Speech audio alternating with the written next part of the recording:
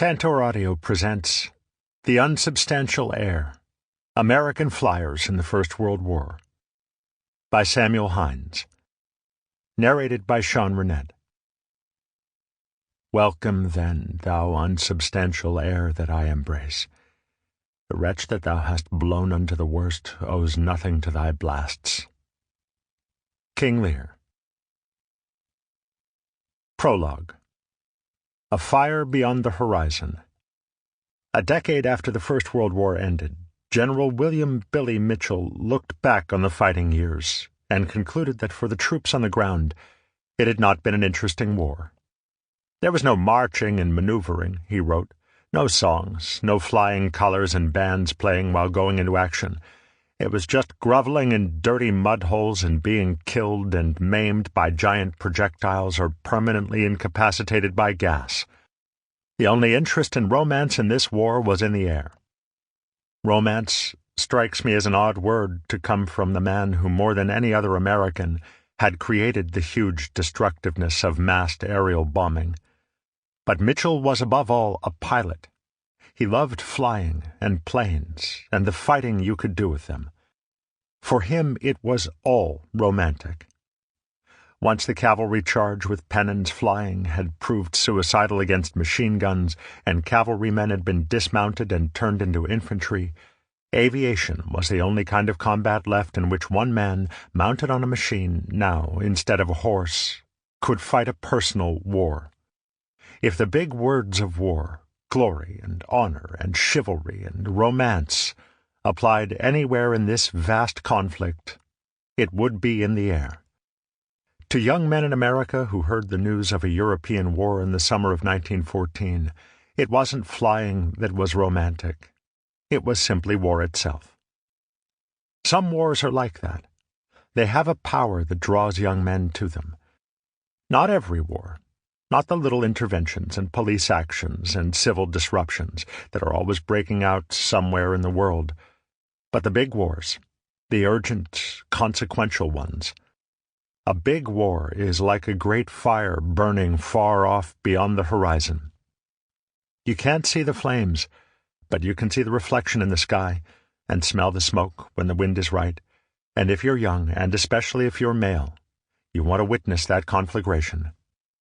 And so you hurry off, eager to be where the danger and the excitement are, and fearful that you'll arrive too late and find the fighting over. The fire only ashes. In young imaginations, the First World War would be like that. It would be like stepping into history, romantic history, like the Civil War some of their grandfathers fought in, and back beyond that, the brave War of Independence. One young Southerner, eager to enlist in the French army in 1914, announced, "I pay my part for Lafayette and Rochambeau," as though the French contribution to the American Revolution were an old personal debt he owed. And so they went. Not to aviation, though. Not at first. In the summer of 1914 there wasn't yet an air war to go to. The first American volunteers enlisted as ambulance drivers or joined the French army and wound up in the Foreign Legion, and were disappointed. And so they moved to the French Service Aeronautique, where the war would surely have the qualities that Mitchell prescribed: interest and romance. There is a story to be told about those young men and the air war they fought. It's not military history. It's not about generals and their strategies and the movements of armies. Rather, it's a story of the experience of becoming a pilot and then of flying in combat over the Western Front. It's about the men and the planes, the French earth and sky, the flying and killing and dying and surviving.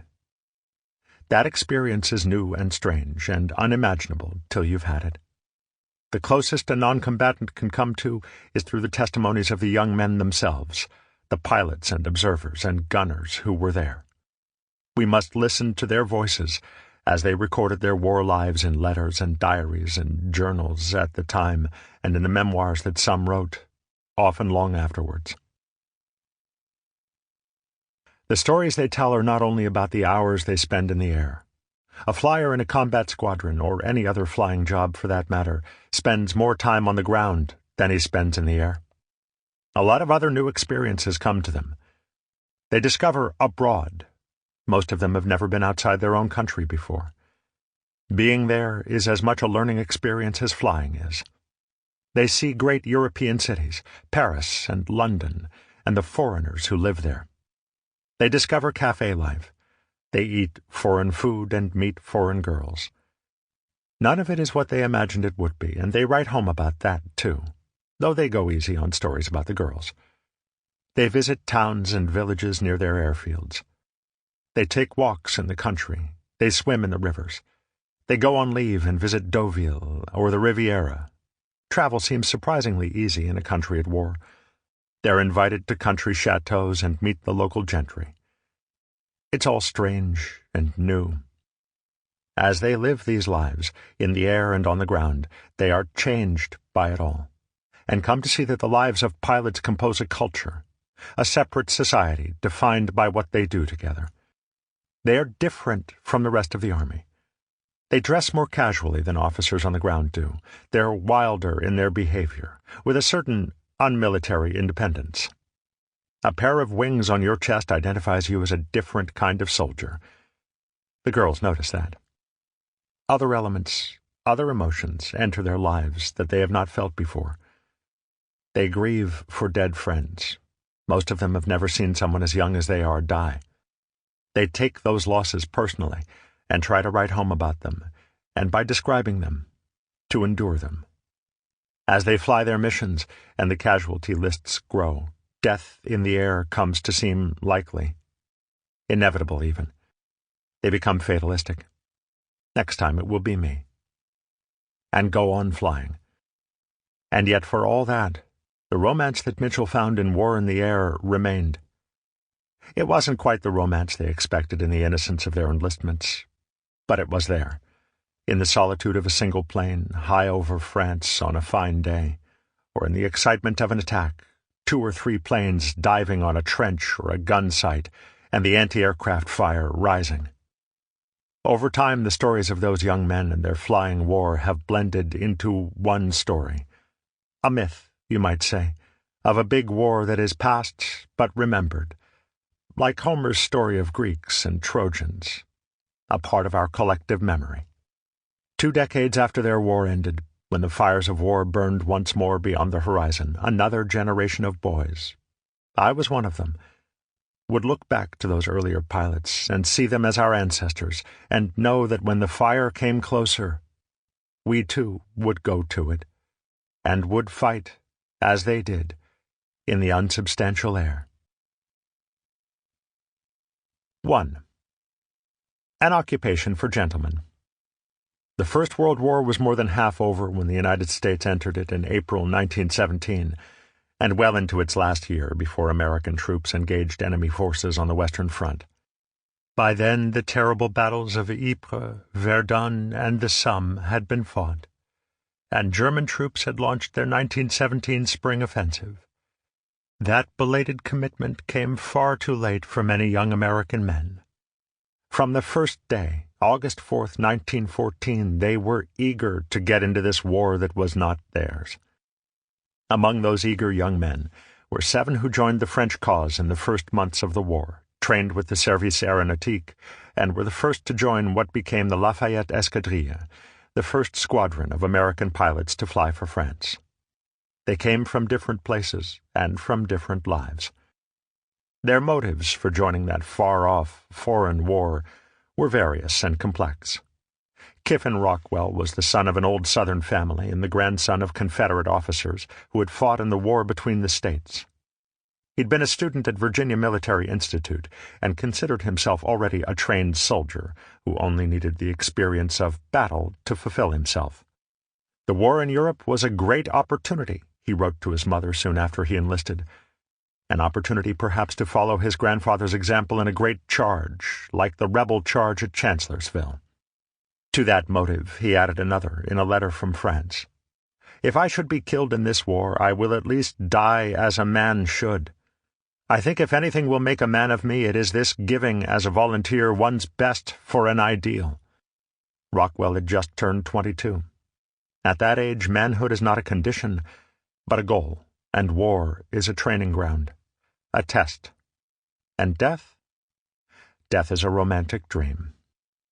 Victor Chapman, on holiday from his art studies in Paris, joined the French Foreign Legion, as Rockwell and many of the others did, but for reasons that seemed quite opposite.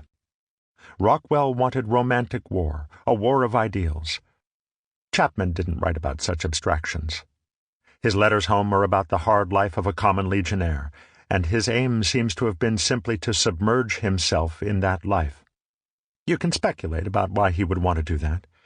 Perhaps to escape from his father, John J. Chapman, a well-known New York man of letters, with a high opinion of himself and high expectations for his children. But you can't know. What you do know from his letters is that when he was in the Foreign Legion, he was happy. James McConnell quit his job with a railroad company and headed for war. Like Rockwell, McConnell saw the war as an opportunity. The opportunity of a lifetime, he told friends back home. "These sand hills," he said, gesturing toward the North Carolina landscape that he lived in, "will be here forever. But the war won't, and so I'm going." That explanation seemed to worry him, for he added, "And I'll be of some use, too, not just a sightseer looking on. That wouldn't be fair." But clearly his deep motive wasn't service. It was curiosity. War would be memorable, something huge and strange, like seeing Africa or the South Pole. It would be history happening, bigger than anything that could possibly happen to you back home, and he'd be right there in it. Curiosity like that is a young man's itch. Whatever you're doing when you're 18 or 20 or 22, it's bound to be less exciting than the war that other young men just like you are fighting somewhere else. Your idea of what that war is like will be far from the reality. Nobody can imagine war who hasn't seen and heard and touched and smelled it, but that war in your head will have a powerful attraction nonetheless. And so you'll go where it is. So McConnell went. William Thaw and Norman Prince had both lived in France when they were children and felt a love for the country that was a motive, something like patriotism, as though they were partly French. They were also both already sportsmen pilots, and that gave them another motive. In the air above the Western Front, the world's first flying war was being fought. Up there, they would use their flying skills in a new kind of sport, played for the highest possible stakes. Where else would you find a challenge like that? I don't know why Elliot Cowden, a well-off young man of no visible employment, chose to go to war. He seems to have left no records, and there are gaps in his story. And then there was Bert Hall, a Paris taxi driver. In En l'air, the book he wrote toward the end of the war, he said he enlisted 2 days after the war began because if a country is good enough to live in, it is good enough to fight for. But everyone who knew Hall agreed that you couldn't believe anything he said. For example, he didn't enlist on August 6th, but on the 21st. Would an American drifter who happened to be driving a taxi in Paris love France enough to fight for it? If he had been driving a taxi in Berlin, would he have fought for the Germans? Maybe the French army looked like a better job than taxi driving. Not as well paying. A common soldier in the French army got a penny a day in 1914, but more interesting and more exciting. Give it a try. Most of them didn't set out to be flyers. Only Prince enlisted directly in the French Air Service. Thaw tried to, but was turned down. 4. Chapman, Rockwell, Hall, and Thaw first joined the French Foreign Legion and fought in the trenches. 2. Cowden and McConnell first served as drivers in the American Ambulance Field Service. It may seem strange that 6 of the first 7 Lafayette Escadrille pilots should have begun their war on the ground. There are practical explanations. The French flight training program was crowded in those early days, and there were more would-be pilots than there were training planes. For foreigners, the only sure and immediate routes into the war were the Foreign Legion and the ambulance service. The Legion had always welcomed les étrangers, no questions asked. Criminals, fugitives, and vagabonds could submerge their old selves in the anonymity of the Legion. All you had to do was remember the alias you made up. To some young men, romantic ones like Rockwell, The regiments of the Legion must have seemed to offer what they wanted: pure war, where the real soldiers were and the real battles were being fought, right now. The American Ambulance Field Service was almost the opposite. It was staffed and financed by Americans and recruited its drivers mainly on American college campuses, and its mission was not killing, but saving lives. You can see how appealing that would be to some young men. You could be a sightseer at the war, as McConnell put it, while also being useful. You wouldn't hurt anybody, and you might even persuade your mother that in an ambulance you wouldn't get hurt. College students could sign up to drive during their summer vacation and be home again in time for the fall semester. It would be sort of like summer camp, or a guided tour of the continent. There was another explanation for the earthbound choices those future pilots made in 1914 and early 1915. In the first months of the war, combat flying hadn't yet become romantic. The planes that flew above the Western Front weren't there to fight because they couldn't. They weren't armed. They were observation planes, a superior means of looking around. Nothing more. The heroic myth of the air war, in which single pilots fought each other as though they were chivalric knights, would come later. One more thing remains to be said about those 7 pilots. Victor Chapman, St. Paul's and Harvard. Elliot Cowden, St. Paul's and Harvard. James McConnell, Haverford School and University of Virginia. Norman Prince, Groton and Harvard. Kiffin Rockwell, VMI and Washington and Lee. William Thaw, Hill School and Yale. One of the 7 is missing from that table: Bert Hall. We'll come back to him. Those 6 young men were all from well-off families, the kind that can afford to educate their sons in expensive schools and colleges. They were college men, a phrase of the time that identified not only an educational level, but a small, elite class. If America had an aristocracy, they'd be in it. It's not surprising that men of that class and background were drawn to military flying. Even before the war, flying, for such young men, was a dashing, dangerous sport, like ocean sailing, motor racing, and polo. The men they knew who flew were sportsmen who did what they did for its own sake, and for the competitiveness of it, and for the danger. If you were a sportsman flyer, you entered air races and air meets, or you tried to set records, altitude records, speed records, distance records, endurance records, which would then be broken by some other gentleman sportsman.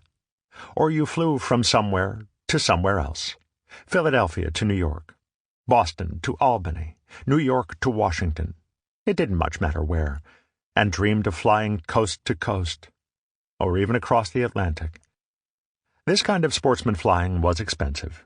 You'd have to be wealthy to afford it. 2 of the first 7 Lafayette Flyers were rich men's sons. Norman Prince was the son of a Boston financier who expected his son to be a lawyer. Norman dutifully went to Harvard, class of 1908, and Harvard Law School, 1911, passed the bar exam, and joined a Chicago law firm. It must have seemed to his father that was that. His son was settled in what would be a prosperous, upper-class career.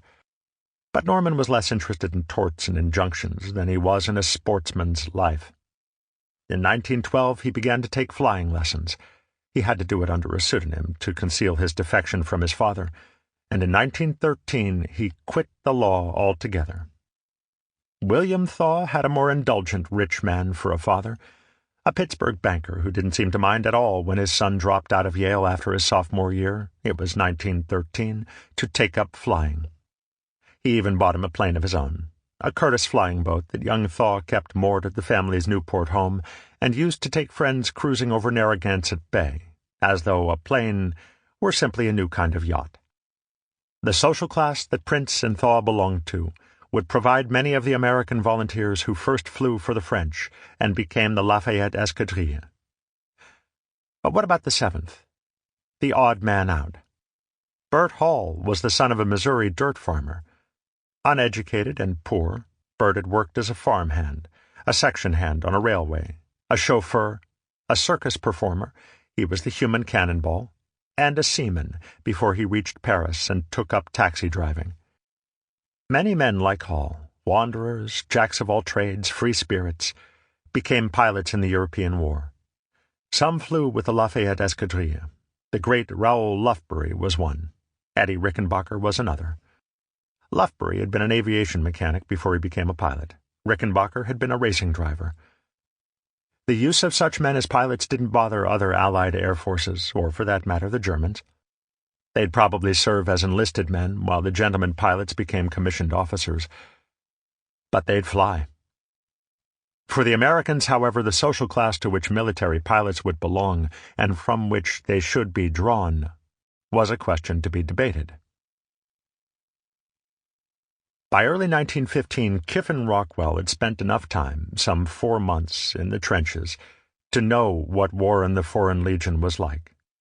It was, he had found, a small-scale, anonymous business, in which the dying was grotesque and random and without glory, and the space between battles was filled with mud, lice, bad food, shell fire, and blistered feet. In a letter to his brother Paul, who had been invalided out of the trenches and sent back to Paris, he wrote, "The reason I keep writing you not to come back here is because I know that you were not able to stand it, and then there is no romance or anything to the infantry. It is not a question of bravery, it is a question of being a good day laborer. So if you don't want to leave the service, get into something that requires education and not brute strength. Kiffin will stay in the Legion for another 8 months, fight in some fierce battles, and be badly wounded. But he has served without belief in the war he is fighting. As he says in that February letter, he has rejected 2 of the big words of war, romance and bravery. Reality has revised his dream. But to Rockwell, one big word remains: gentleman. To realize that word, he will turn to aviation. That move will be more than a change in the work he does. It will be a change of class. To switch from infantry to flying, he wrote to his mother, was to jump from the lowest branch of the military service to the highest. It is the most interesting thing I have ever done, and is the life of a gentleman, and I am surrounded by gentlemen. The move meant, among other things, comfort, clean clothes on your back, clean sheets on your bed, a bath when you needed one, a little money in your pocket. With all those comforts, you were a gentleman. And you were treated like one. Rockwell had been a day laborer at war long enough. Victor Chapman felt differently about the Legion. He found a kind of contentment in the ordinary life of a machine gunner. "We, the mitraille, are joyous," he wrote to his father. "Good chiefs, fair treatment, and sure fighting before us." But his father wanted more for his son than that. He wanted a war that would reflect glory on himself. That spring, John J. Chapman was in Paris pulling strings to transfer his son to the Service Aeronautique. "It is perfectly obvious," Victor wrote to his stepmother, "that I am not wanted in the air service and have been foisted on them by Uncle Willie and Papa." Uncle Willie was his mother's brother who lived in Paris and had connections. But his father insisted, and so Victor left the Legion and became a pilot. At the same time, Americans in the ambulance service were also beginning to look toward aviation as a better route to war. James McConnell, who had come to France as an ambulance driver, reflected in 1916 on his fellow drivers' motives for transferring to aviation. "There seems to be a fascination to aviation, particularly when it is coupled with fighting. Perhaps it's because the game is new, but more probably because nobody knows anything about it. Whatever the reason, adventurous young Americans were attracted by it in rapidly increasing numbers. The young drivers had come to France expecting excitement, adventure, danger, and the company of other young idealists, and some of them had been disappointed. They had imagined steering their ambulances full of wounded men to safety through exploding shells and whistling bullets. Instead, they often found themselves driving supply trucks, or simply hanging around, waiting. Even if they reached the front and drove an ambulance there, they often didn't feel altogether in the war. McConnell explained that feeling. "All along I had been convinced that the United States ought to aid in the struggle against Germany. With that conviction, it was plainly up to me to do more than drive an ambulance. The more I saw the splendor of the fight the French were fighting, the more I felt like an embusqué, what the British called a shirker. So I made up my mind to go into aviation. In December 1915, 3 of the Americans who were flying with French squadrons, Elliott Cowden, Norman Prince, and William Thaw, returned to the United States. Ostensibly, they were simply home on leave, but in fact, they were there to demonstrate to their fellow Americans that the war in Europe was also an American war. When the 3 arrived in New York, they were photographed on the deck of their ship, and the picture was distributed among American newspapers. The publicity point of their visit is in the accompanying headlines: "Daring Fliers, Brilliant Exploits." If you read below the headline, you'll find their work described more soberly. They've been doing the ordinary scouting jobs that pilots have done since the war began, observing enemy troop movements, directing artillery fire. There's no mention of air-to-air combat. That kind of fighting, which makes pilots into heroes, is still ahead. But the material for heroes is already here. 3 young American gentlemen, 2 from Harvard, 1 from Yale, in their gentlemen's clothes on the first-class deck of the Rotterdam. Airplanes were rare in America in the years before the country entered the European War. In 1917, many citizens would never have seen one. They were almost as rare in the armed services as they were out on the farms. In the summer of 1913, the Army's air power, it was called the Aviation Section of the Signal Corps, consisted of 15 operational planes. In 1916, 23, and in the spring of 1917, when the United States declared war, 55, of which all but 4 were obsolete. The Army had used its planes in action only once, in 1916, when General John Pershing led a force into northern Mexico in search of the rebel leader Pancho Villa, who had been raiding over the border into American territory. The 1st Aero Squadron, with 8 Curtiss JN-3s, known as Jennies, went along as part of the Signal Corps, to do Signal Corps jobs, to reconnoiter, to search, and to serve as couriers between Pershing and his separated units. The pilots were under orders not to respond to any attack by enemy forces, which they couldn't have done in any case since they were unarmed. The Secretary of War in those years, Newton Baker, expressed American thinking of the time on the subject of airplane use. The aeroplane service is, of course, the scouting service. Of course. An airplane was like a balloon freed from its cable, or a more powerful pair of binoculars, a device for observing the enemy from a better viewpoint than a patrol of cavalry had. That might have been understandable in 1914, but in 1916, when Pershing marched into Mexico and Baker made his remark, it seems surprisingly ignorant. By then the British, the French, and the Germans had all been busy for 2 years inventing war in the air. The plane-against-plane combat, the many-plane dogfights, the bombing and strafing of troops. They had devised tactics of attack and defense as the advantage and control of the air shifted and new models of planes were brought into action. When the United States entered the war in 1917, American pilots couldn't do any of these air war tricks, and neither could American planes.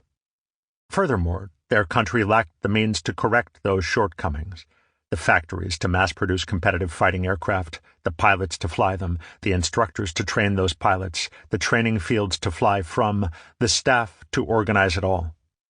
All of these necessities for a modern air service would have to be created from scratch. The air service would enter the war in Europe 2.5 years late, ill-equipped, ill-trained, and undermanned, a part of a 19th century army in the world's first 20th century war. Belatedness would be like a second enemy. Americans would still be fighting against it when the war ended. America was belated in every aspect of war-making in the spring of 1917. Short of troops, guns, shells, rifles, uniforms, gas, tanks, tents, rations, everything. But the aviation section's belatedness was special because aviation represented a new way of making war. Adding more infantry battalions would be relatively easy. You simply drafted enough men and taught them military skills that were already defined and in practice, marching and saluting and wrapping puttees or leggings. And most American males would know how to fire a rifle already. But for an air service, An entirely new military subculture would have to be created. What kinds of men do you want? Sample complete. Ready to continue?